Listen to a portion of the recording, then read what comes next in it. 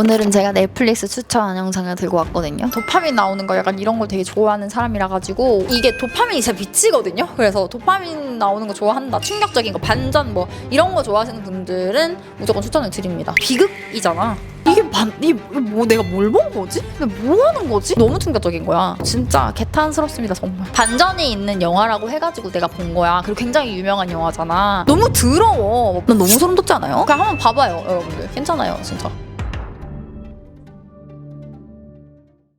안녕하세요, 여러분. 유리주입니다. 오늘은 제가 넷플릭스 추천 영상을 들고 왔거든요. 사실 지금 집이 아니고 사무실인데 일부러 잠옷을 챙겨왔어요. 왜냐면 우리 넷플릭스 볼 때 편하게 잠옷 입고 보잖아요. 네, 그리고 저는 이 잠옷이 가장 저한테 편안한 넷플릭스 잠옷이거든요, 사실. 이걸로 갈아입었고요. 오늘 한 8개 정도의 작품을 소개시켜드릴 예정이고, 제가 참고로 도파민 나오는 거 약간 이런 걸 되게 좋아하는 사람이라 가지고 오늘 영상에서 되게 꿀 작품 많이 알아가실 수 있을 것 같아요. 그럼 바로 시작해보도록 할게요. 첫 번째로 칼라바사스 컨피덴셜입니다. 어떤 분들한테 추천드리고 싶냐면 그냥 팝콘처럼 있잖아요. 시리즈물 보고 싶은데 그냥 밥 먹고 틀어놓고서 그냥 계속 쭉 보고 싶고 그냥 아무 생각 없이 그냥 보고 싶은 게 있었으면 좋겠다. 그리고 나는 영어 공부하고 싶다 하시는 분들한테 추천드려요. 저한테 영어 공부 어떻게 하냐고 많이 물어보시는데 전 사실 요즘엔 영어 공부를 따로 하고 있지는 않거든요. 제가 이거를 보면서 이거 요즘 나오는 영어 표현이라든지 실제로 미국 사람들이 하고 있는 요즘에 약간 젊은 표현 있죠? 그런 것들을 배워가기 좋은 그런 억양이라든지 이런 것들 배워가기 좋을 만한 그런 거라고 생각이 들었어요. 약간 다큐멘터리 같은 건데요. 그래서 드라마 이런 게 아니고요. 실제로 칼라바사스라고 하는 동네가 있어요. 미국의 캘리포니아의 정말 부촌이에요. 여기가 카일리 제너랑 잘 사는 사람들이 엄청 많은 부촌이에요. 여기에서 이제 나고 자라던 애들이 있어요. 그 애들이 이제 대학교를 졸업해가지고 다시 칼라바사스에서 모인 거야. 그 사람들 이제 가면서 뭐 얘네들 만나면서 무슨 일이 있었는지 뭐 그런 것들 이렇게 막 다큐멘터리를 이렇게 찍는 건데 심오한 그런 내용은 아니고요. 뭐라고 해야 되지? 그냥 좀 진짜 심심풀이로 좋을 만한 그런 내용이에요. 그 칼라바사스 애들 자체가 되게 부자의 자녀들이잖아요. 되게 다양하죠. 뭐 되게 셀럽들, 뭐 엄청 유명한 운동선수, 유명한 사업가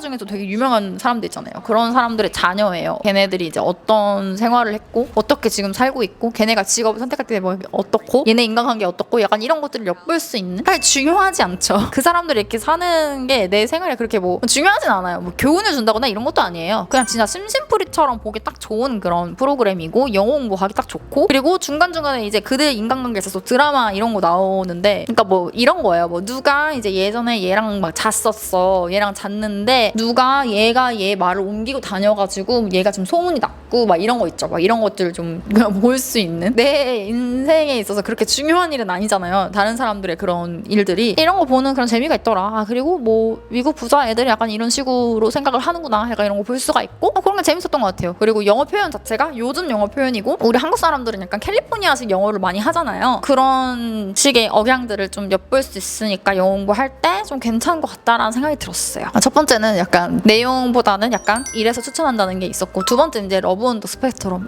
제가 이거 너무 좋아하는 건데 이것도 리얼리티예요. 실제로 스펙트럼이 뭐냐면 자폐 스펙트럼이라는 말 들어보셨죠? 근데 이게 실제로 이 자폐에 있어서 왜 스펙트럼이라는 단어를 쓰냐면 나타나는 증상이라든지 그냥 그 자폐로 설명할 수 있는 그런 것도 굉장히 넓거든요. 그러니까 어떤 사람들은 이런 증상을 가지고 있고 어떤 사람들은 이런 자폐를 가지고 있고 이래서 굉장히 다양해서 이걸 스펙트럼이라고 하고 여기 나오는 출연자들이 다 그런 스펙트럼을 가진 분들이에요. 그분들이 이제 내 인생을 사랑에 찾기 위해서 이제 그 리얼리티 쇼에 참가를 하는 거거든요. 처음에 저는 이게 자폐 스펙트럼 가진 사람들의 얘기인 줄 모르고 그냥 리얼리티 프로그램이구나, 연애 리얼리티 프로그램이구나 해가지고 이걸 봤는데 인상적이었어요. 일단 그 자폐 스펙트럼을 가진 사람에 있어서 내가 가진 어느 정도의 선입견이 어떤 건지에 대해서 다시 한번 생각을 해보게 되었고 저는 스펙트럼이 없는 사람이잖아요. 스펙트럼이 없는 사람과 있는 사람도 마찬가지 우리 모두가 사랑에 대해서 결국에는 가지고 있는 감정이 똑같구나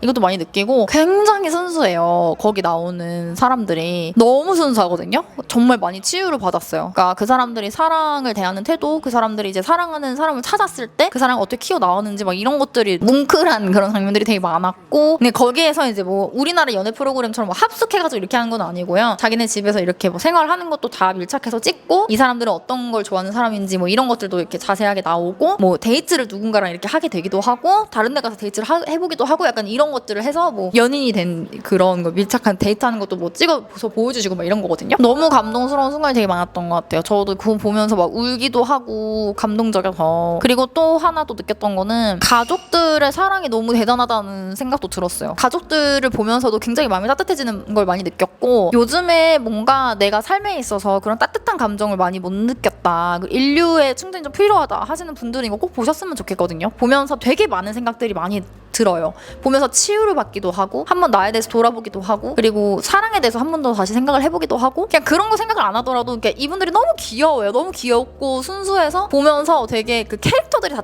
되게 다양하거든요. 그래서 그거를 보는 재미도 있었어요. 그 나오는 등장인물들이 너무 귀엽고 그래서 매력적이어서. 그래서 저도 이제 그걸 다 보고 나서 시즌 4까지 있거든요. 시즌 4까지 다 보고 나서 거기 나오는 여성 출연자들 막 팔로우하고 막 그랬어요. 너무 팬이 돼가지고 힐링이 되고, 내가 이제 스펙트럼에 대한 시선도 좀 많이 달라진 것 같고요. 그래서 되게 많이 여러모로 추천드리는 그런 드라마입니다. 세 번째는 영화인데요. 더 플랫폼이라는 영화거든요. 근데 이거 되게 유튜브 클립으로 많이들 보셨을 것 같아요. 저도 클립으로 되게 많이 봤던 영화고, 사실 이 영화에 대해서 대부분 내가 알고 있지 않나라는 생각으로 시청을 하게 된 영화예요. 이게 1과 2가 있는데 저는 2보다는 사실 1이 더 재밌었던 것 같아요. 대충 어떤 내용이냐면 매일매일 한 번마다 음식이 이렇게 내려와요. 1층부터 몇 층까지 있는지는 몰라요. 근데 굉장히 많은 층수가 있는데 천장에서부터 이렇게 상이 내려와요. 상이 내려와가지고 그 상에서 밥을 먹는 거예요. 하루에 한 번. 이 상이 다시 음식이 채워져서 내려가는 게 아니라 그 상 그대로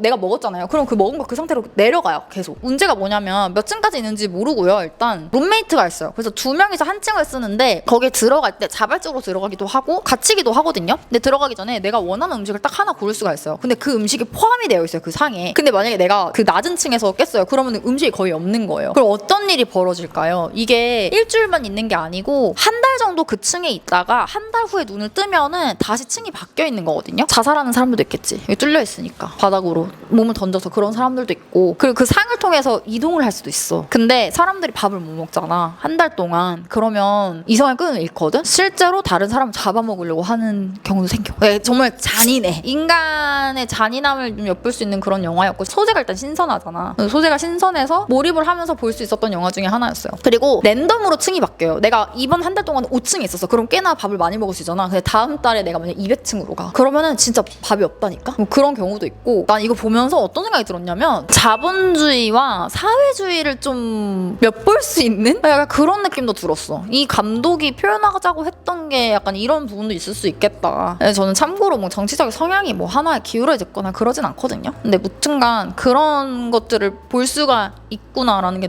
느껴졌고, 인간이 어떤 존재인가, 정말 인간이란 어떤 존재인가, 그런 생각도 하게 되더라고요. 왜냐면 정말 그렇잖아. 주인공이 처음에 나오거든. 근데 그 주인공이 굉장히 이성적인 사람이고 인간적으로 살기 위해서 되게 노력하는 사람이야. 거기 들어갈 때 내가 원하는 거 딱 하나 가지고 들어갈 수 있어. 그래서 그 사람은 책을 선택했거든. 그 정도로 그 사람은 인간이기 위해서 자진해서 들어간 거란 말이야. 그런 주인공도 나중에 조금씩 변하거든요. 근데 그런 것들을 좀 엿보면서 인간이란 어떤 존재인가에 대해서 생각을 해볼 수 있었고, 나오는 등장인물들마다 좀 임팩트가 되게 컸던 것 같아요. 좀 충격적이었고, 많이 무거운 주제를 많이 못 본다 하시는 분들은 추천을 안 드리고 싶은데, 그 유튜브에서 클립을 봤더라도 이게 도파민이 진짜 미치거든요. 그래서 도파민 나오는 거 좋아한다, 충격적인 거, 반전 뭐 이런 거 좋아하시는 분들은 무조건 추천을 드립니다. 한번 보시면 좋을 것 같아요. 근데 저는 굳이 2를 안 보셔도 될 것 같아요. 1만 보셔도 괜찮을 것 같습니다. 그리고 이제 네 번째는 아이다호 살인사건. 이거 2022년도에 굉장히 핫했던 살인사건이거든요. 사실 이거 트루크라임으로 유튜브에서 굉장히 많은 영상으로 제가 접했던 그런 사건이기도 하고, 근데 이번에 넷플릭스 다큐멘터리가 나왔어요. 2026년에 나온 거죠. 그래서 저는 이미 다 아는 사실인데도 불구하고 이 사건을 넷플릭스에서 처음 본 거예요. 근데 유튜브에서 내가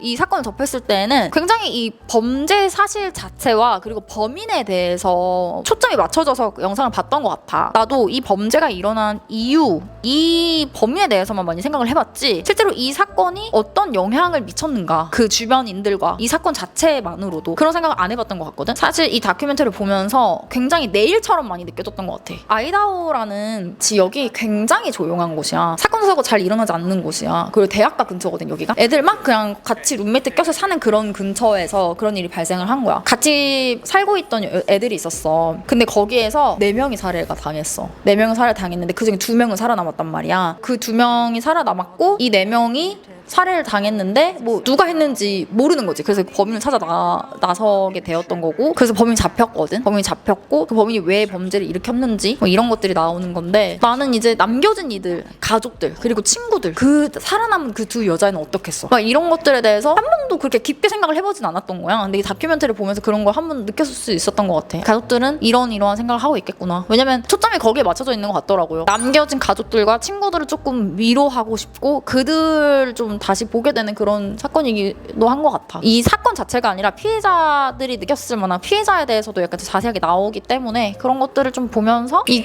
또라이 범죄자 보면서 또 마음 생각이 들었지. 근데 뭐 이런 트루크라임 좋아해 보시면은 한번 이 다큐멘터리 보시는 거를 추천을 해드리거든요. 재밌다라고 말하는 게 좀 그래요. 왜냐면 굉장히 좀 비극이잖아. 보면서 한번 약간 그런 사건이 있었다는 거 한번 보시면은 좋으실 것 같습니다. 그리고 5번째도 다큐멘터리인데, 제가 진짜 넷플릭스 다큐멘터리 되게 많이 좋아하거든요. 이것도 마찬가지로 제가 트루크라임 유튜브로 많이 봤었어요. 이거 알 수 없는 번호, 고등학교 catfishing이라는 건데 다른 유튜버들도 이거에 대해서 되게 많이 다뤘었어. 이미 내가 아는 내용이야. 근데 아는 내용을 다큐멘터리를 보면 진짜 너무 충격적이긴 하더라. 아는 내용이라 하더라도 나는 이미 한 3번인가 봤거든. 다른 유튜버들을 이렇게 말하는 걸로. 너무 충격적인 거야. 이것도 실제 다큐고요. 실제 일어났던 인물들이 나와가지고 자기 인터뷰하는 형식으로 흘러갑니다. 이게 어떤 내용이냐면, 어떤 고등학생이 있어요. 여자인데 걔가 어느 날부터 계속해서 스팸 문자가 오는 거예요. 그 당시에 걔가 남자친구가 있었어요. 되게 어렸을 때부터 알았던 남자친구고 되게 동네에 살고, 여기 동네도 굉장히 좀 평온한 그런 동네거든요. 처음에 막 이렇게 좀 뭔가 뭐라 하는 그런 문자겠지? 근데 이게 갈수록 너무 심해지는 거야. 수위가 너무 높아요. 얘한테 하는 비난 자체가 수위가 너무 높아. 내가 그 문자 받았으면 나도 난리가 났을 거야 진짜. 실제로 그러했어요. 그 모든 가족들이 다 들고 일어나서 이 범인 누군지 찾으려고 엄청 노력해요. 왜냐면은 그게 기간이 되게 오랫동안 지속되기도 했고 수위 자체가 너무 높았어. 애들끼리 할 수 있는 장난이 아니라 성적인 그런 정말 치욕감을 주는 그런 거부터 해서 입에 담을 수 없는 그런 것도 되게 많이 일어났거든요. 결국에 범인이 나중에 밝혀져요. 나 이거 범인 누군지 말 안 할게. 나 진짜 보면서 나 범인 누군지 알면서도 본 거잖아. 이게 뭐 내가 뭘 본 거지? 근데 뭐 하는 거지? 말을 할 수가 없겠는 거. 너무 충격적이었던 것 같아. 주변 인물들도 나중에 다 인터뷰하는 거 나오고 막 이렇게 하는데 사실 진짜 모르겠어요. 이렇게 말씀드리면 무슨 말인지 모를 건데 나는 얘기하고 싶지 않아. 뭔가 이게 좀 중요한 그런 거기 때문에 꼭 봐보세요. 이건 좀 반전이 있기 때문에 몰입도가 굉장히 높을 겁니다. 그리고 그때 한번 봐보세요. 누가 범인인지 봐보세요. 진짜 개탄스럽습니다 정말. 스포 싫어하시는 분들은 다음으로 넘기세요. 스포 지금부터 하겠습니다 여러분. 범인 누구냐면은 이 여자의 엄마였어요. 말이 돼요? 이거 진짜 성적으로 무슨, 내가 지금 성적 이렇게 얘기를 하는데 말도 안 되는 얘기를 해. 진짜 너무 더러워. 남친이 있었다고 했잖아. 네 남친이 너 왜 안 좋아하는 줄 알아? 네가 어쩌고저쩌고 걔한테 이렇게 하고 저렇게 하고 이거 안 해서 그래. 막 이런 말 한다니까. 근데 그거를 한두 번만 한 게 아니라니까. 얘가 진짜 죽을 것 같이 힘들어하는데 내 딸이 이렇게 계속 한 거야 그 엄마가. 그러면서 이렇게 달래주고 그러면서 이 남자애 있지, 이 남자친구, 걔네 엄마랑도 계속 연락하면서 누굴까요 범인 누굴까 막 이러고 있고, 얘가 농구를 하는 애인가 그랬어. 근데 이거를 계속 자기 코치로까지 나가면서 얘를 계속 데리고 다니면서 이렇게 한다니까. 근데 뒤에 가가지고 집에 가서 그딴 문제 날리고 앉아있는 거야. 난 너무 소름 돋지 않아요? 이거 나중에 체포하는 장면도 나오거든요. 기가 막혀요 진짜. 미친 아줌마야 이거. 근데 그 딸도 너무 어리잖아. 이 딸은 나중에 인터뷰에 나와서 엄마를 잃고 싶지 않다고 해. 미치겠어. 네, 다음 성난 사람들 비프입니다. 이거 안 보신 분들도 계실 것 같아서 제가 추천해드리고 싶은데, 이게 블랙 코미디 드라마 이렇게 나오는데요. 스릴러라고 말하는 게 더 정확할 것 같아요. 제가 생각했을 땐 블랙 코미디와 스릴러 중간이지 않나 싶어요. 시즌 1과 2가 있는데 되게 내용이 다른 내용이고요. 저는 2를 보고 시즌 1을 봤는데 개인적인 감상으로는 시즌 2가 조금 더 저한테 충격적이었고 더 뭔가 신선하게 다가왔던 것 같아요. 이거 시리즈거든요. 넷플릭스 시리즈물인데 영상미 자체가 약간 봉준호 감독에게 많이 영감을 받은 것 같은 그런 느낌이 들어요. 실제로 한국 감독이 이거를 만들었고, 근데 나오는 등장인물들은 할리우드 배우들, 외국 배우들, 그리고 우리나라 배우들도 나옵니다. 처음에 이제 컨트리 클럽이 있어요. 부자들만 가는 그런 골프, 그리고 테니스, 뭐 이런 피트니스 컨트리 클럽이 있어. 거기에서 이제 일을 하고 있는, 비교적 직급이 높고 거기서 인정을 받고 있는 부부가 있어요. 다른 커플이 있어. 근데 얘네는 나이도 어리고 좀 남자애는 직업이 없어. PT 선생님이라고는 하는데 그다지 뭐 돈 벌거나 이러지 않아. 거의 백수야. 여자애는 거기서 일을 해요. 그 컨트리 클럽에서. 어느 날 이 부부가 싸웠는데요. 이 싸우는 장면을 얘네가 뭐를 갖다 주러 갔어.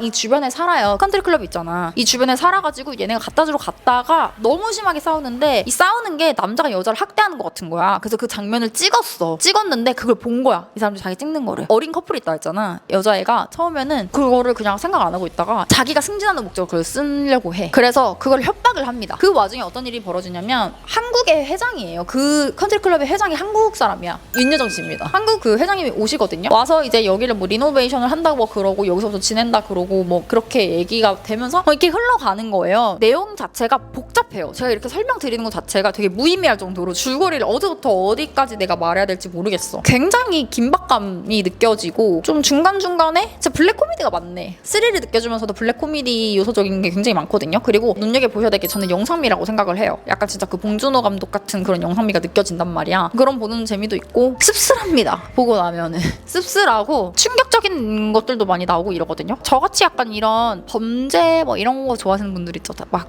반전, 범죄, 우리가 다크한 이런 거 좋아하잖아. 좀 스릴 넘치는 거. 그런 거 좋아하시는 분들이 무조건 좋아하실 것 같긴 해요. 제 친구랑 저랑 같이 봤는데 진짜 제 친구는 완전 재밌다 그랬거든요. 그러니까 비프가 되게 재밌는데 되게 어떻게 설명을 해야 될지 모르겠어요. 이거 설명하려면 진짜 솔직히 한 2-30분 걸릴 것 같아. 이 줄거리만 설명을 하려면은. 정말 복잡한데 너무 재밌고요. 긴박감 있고 내용이 어떻게 흘러갈지 몰라서 되게 흥미진진한 그런 넷플릭스 같아요. 이거 보고 나서 시즌 1을 봤거든요. 시즌 1 나는 너무 우울했어. 사람마다 감상평이 다르고 제 친구 같은 경우는 시즌 1이 더 낫다고 하더라고요. 근데 저는 시즌 1이 너무 뭐지? 약간 몰라, 내가 용납 안 되는 그런 요소들이 되게 많았던 것 같아. 그래서 시즌 1도 되게 좀 답답하게 좀 봤고요. 시즌 1은 여자랑 남자가 있는데 뭐 사소한 걸로 만났어. 그러니까 운전하다가 서로 약간 그 공격적인 약간 막 이렇게 하면서 막 짜증나는 상황이 생겨서 뭐 서로 막 이렇게 하고 해서 열받아서 막 둘이 복수하려고 하다가 뭐 이렇게 돼가지고 어떻게 뭐 이렇게 되는 얘기거든요. 나는 영화를 볼 때도 항상 이런 생각을 하거든. 이거 나 지금 어떻게 해결하려고 그래? 어떻게 하려고 그래? 이런 거 있잖아. 막 범죄에 들킨 거야. 내가 범죄한 사실 들켰어. 야, 나 지금 어떻게 할 거야? 막 이런 생각이 들어서 좀 스트레스를 받았거든요. 내용 자체는 좋았습니다. 재밌었어요. 보세요. 안 보신 분들은 후회 없을 넷플릭스이긴 합니다. 자, 그 다음은 I'm Not OK입니다.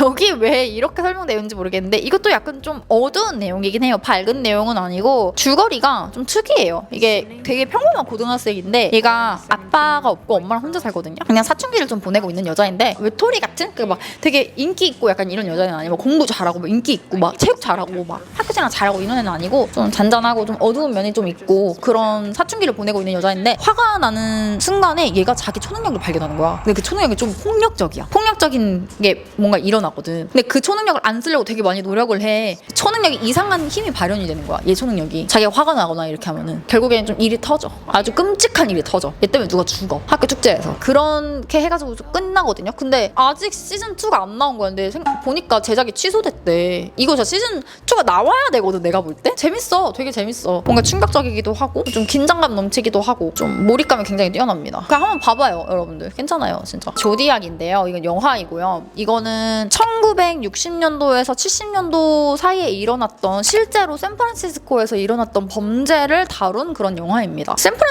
샌프란시스코라서 봤어요. 제가 많이 갔던 곳이기도 하고 좀 저한테는 친근하기도 해가지고 샌프란시스코가 나온 배경이라 가지고 봤는데 이게 그 범인이 자기가 사람을 죽이고 나서 계속해서 뭔가를 신문사에다가 뭔가 보내요. 자기가 자꾸만 암호를 써가지고 보내는 거야. 나는 이런 사람이니까 암호를 써. 증거는 계속 쌓이는데 찾을 수가 없는 거야. 사람들이 너무 많이 죽어나가니까 이거를 암호를 해석하는 사람들이 암호를 해독을 해. 뭔가 증거는 계속 쌓여. 그래서 이 남자가 뭔가를 협박도 하거든. 너네가 이렇게 안 하면 내가 이 사람을 죽일 거야. 너네가 이렇게 안 하면 내가 스쿠버스를 다 총기 난사를 해버릴 거야. 계속 사람이 죽어나가니까 수사를 계속 하는데 안 잡혀요, 범인이. 계속 용의자들이 막 있었는데 얘가 계속 편지를 써서 보내거든. 그 필체 감정이 굉장히 중요했대. 필체 감정이. 근데 필체 감정이 맞는 사람이 한 명도 없어가지고 사건이 미제가 돼버려. 결국에는 이 영화에서 나오는 신문사에서 사파를 그리는 사람이 있어요. 근데 그 사람이 되게 몇 년이 지나서도 이 사건을 파헤치기 위해서 엄청 노력을 많이 해가지고 지워졌던 용의자가 있었거든. 정말 유력했던 용의자. 그 사람이 거의 맞다라는 사실까지 알아내. 근데 그 알아내는 과정도 굉장히 재미있게 영화에서 다루거든. 그